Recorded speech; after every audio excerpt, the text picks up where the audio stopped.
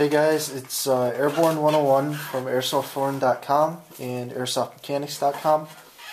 Recently I made a statement that I can install, it takes me about 15 minutes to install an RHOP. That's the gross install, just to get it fitted into the barrel window here. And then from there you have to do tuning, and that takes me another couple of hours. But Hunter Seeker 5 asked me to make a quick video about how I do this 15-minute gross install to get the patch ready to get tuned. So we got a couple tools laying out here. We got our barrel, standard barrel cut. It's not lengthened. We have our RHOP patches, and then I have a couple custom tools I made. This is a 1/4 inch dowel rod with 400 grit and 600 grit sandpaper. These are 1/8 inch dowel rods, again 400 grit and 600 grit. I have found that these are really good for the channels in the RHOP. I don't know if you can see it on here. There's a channel. These fit really nice in there to sand that open. Problem is that they're small, and these are a little bit too concave for the BB. So this one here will flatten that the concave shape out just a little bit. So these are what I use to do all my installs. I know if you go to Shapeways under Hunter Seeker 5's or Hunter Seeker Armory's air section of that website, he has some install tools that you can use. I never purchased those. I found these work just well enough. So yeah, so I guess we'll go ahead and get started here. A lot of people like to just cut their patch to the window and then sand it. I do it a little bit differently.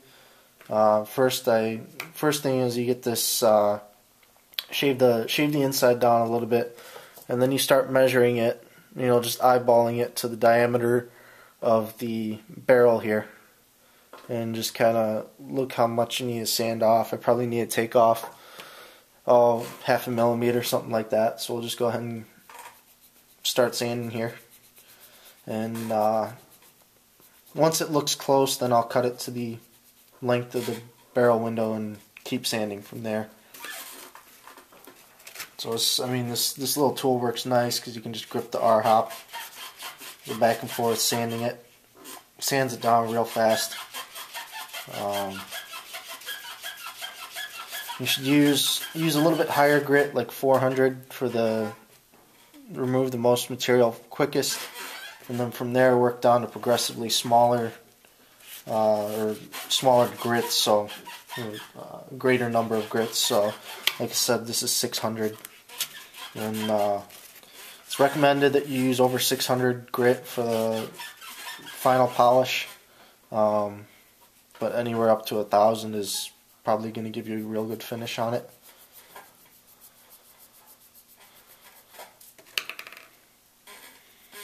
So go ahead and test this here.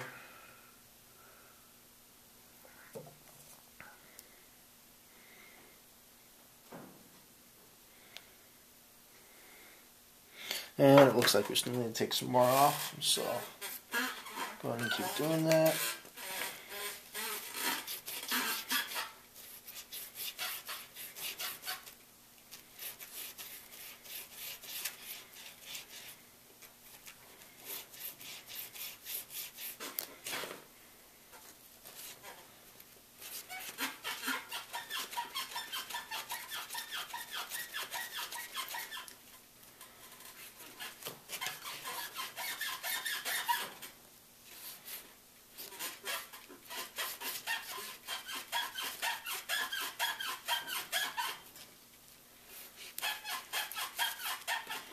And every once in a while you just want to go ahead and flip the direction of the RHOP around, help kind of distribute the pressure and sand the light side, since you don't apply even pressure across the entire patch. You don't want it to be slanted in one direction. So we'll just go ahead and keep sanding this down, flip directions, sand it some more.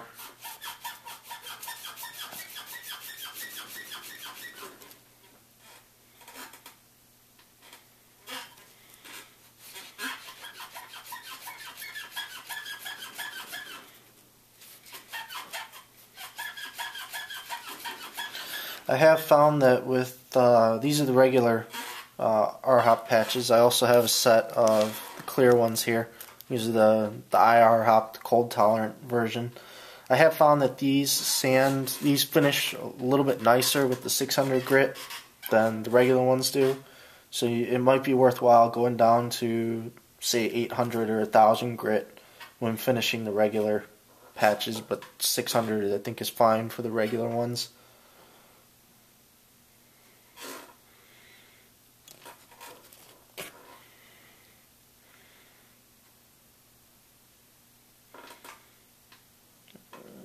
And looks like we still need to keep going.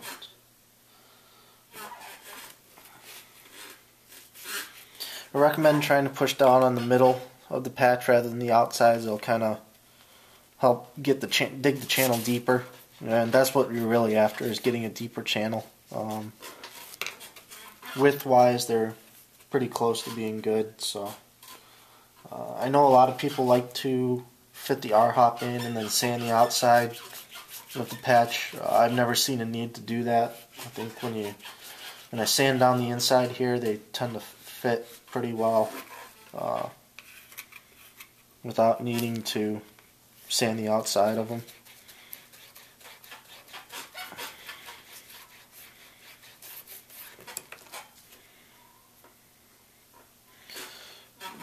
Clean the burrs off of this.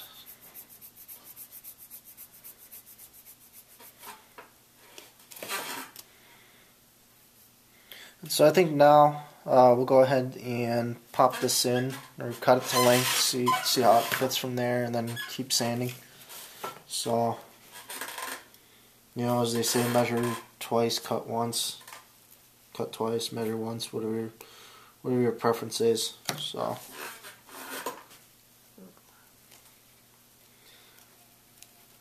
make sure you're using a sharp knife. This is an X-Acto knife. If you use a dull knife, you get really bad cut and looks messy and doesn't always fit real well. So go ahead and test this again. Still too long. So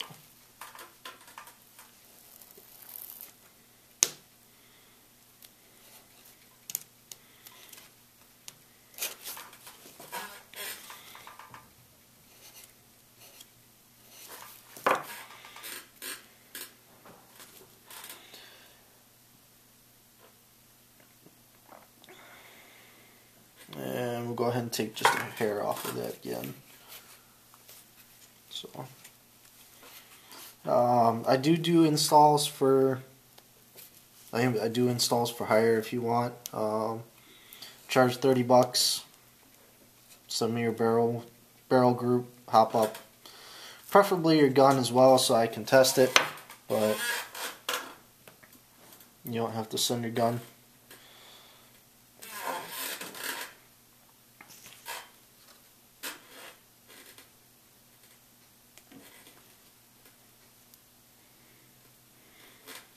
So now that we got that popped in there, still sitting a little high.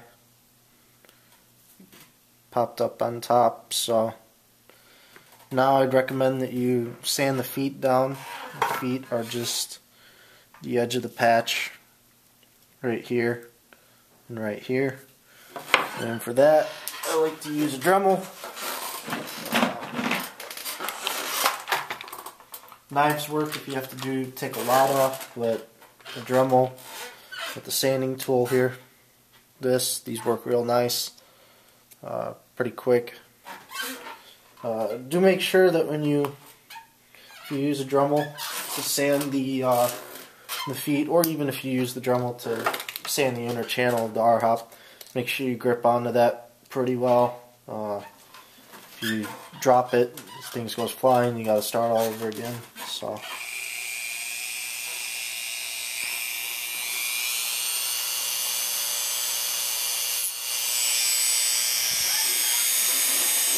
Helps if you have tweezers, makes it easier to hold.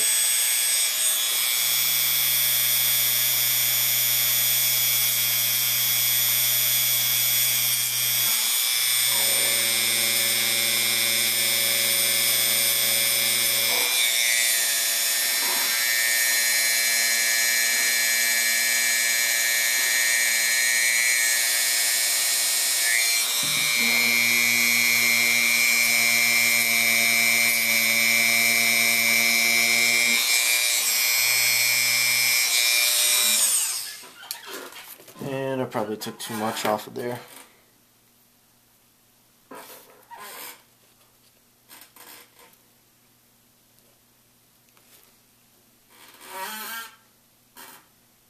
Yeah, that's pretty bad.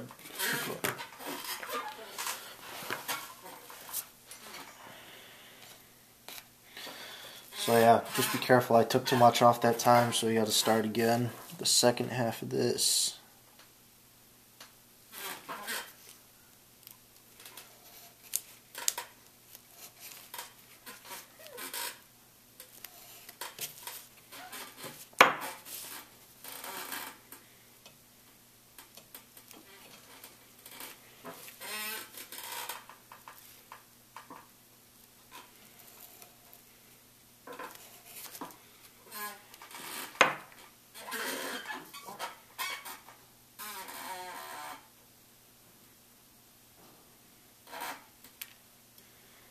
Okay, so it's still a little too high up. So we'll try sanding it some more.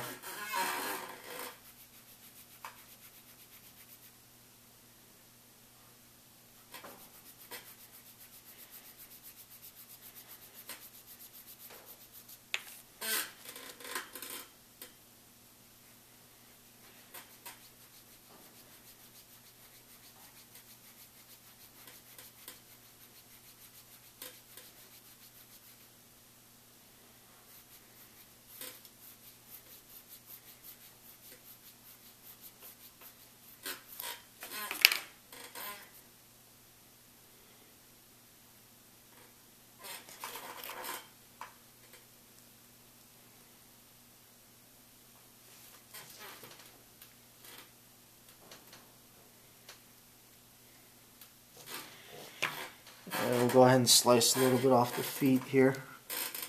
I'll help it sit lower.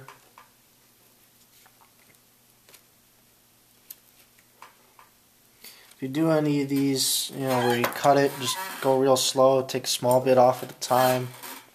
Eyeball it. See how it goes.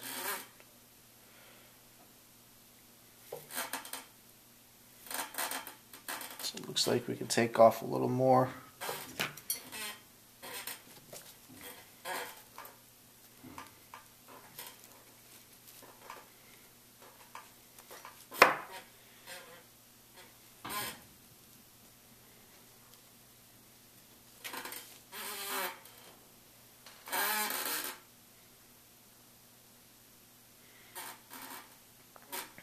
So at this point, you could probably take your hop-up bucket. Hopefully got one sitting around here.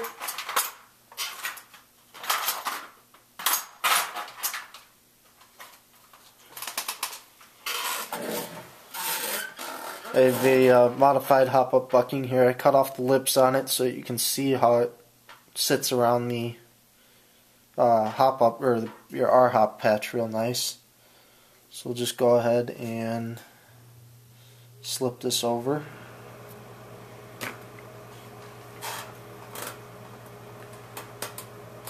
And I don't know if you're going to be able to see this, but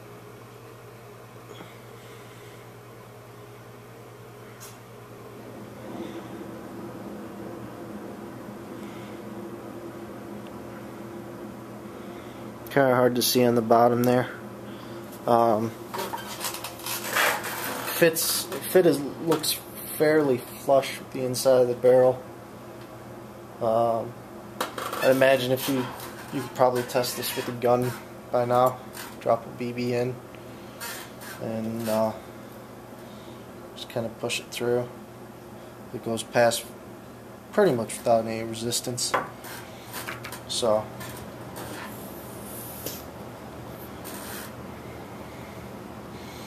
and just drop the BB in, push it through with a little tool.